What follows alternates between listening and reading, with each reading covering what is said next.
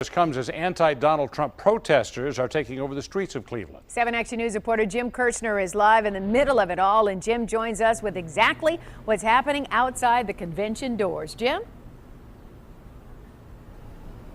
Yeah, Carolyn and Stephen, there was a loud chorus of voices in the crowd out here on the streets this afternoon before the convention moves into prime time coverage. A lot of the officers on the street, I can tell you, some had riot gear behind the scenes, but on standby if they were needed. Check it out. It was a pop-up protest that happened during the noon hour near the public square in the heart of downtown Cleveland. It started out as just a few hundred, but quickly grew to some 2,000 inside this crowd. Forces of Dump Trump and Black Lives Matter.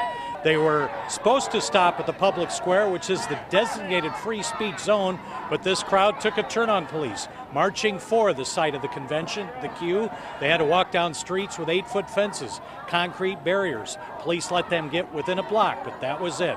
Their target to Trump, the message of the candidate Donald Trump. Donald Trump is a racist and a bigot, and he's revived the white supremacy movement. That doesn't mean that he's excluded. We need people to put our platforms on top. Now, there was only one arrest. You can see this woman near the protest. Not any trouble related to the protest. Cleveland police later told me she was wanted for an outstanding warrant. We are getting word there could be more protests here on the streets tonight. And as I've been saying, this is only day 1 of 4.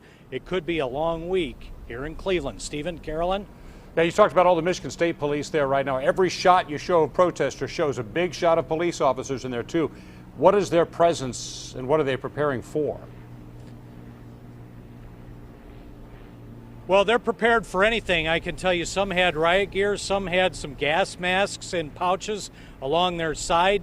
They have some of those plastic ties if they need some instant handcuffs to take people away. They are prepared for mass arrests here if they are required, but they don't want to antagonize this crowd either. I can say so far the number of protesters pretty close to the numbers of police, and they don't want to be too antagonistic so far on either side.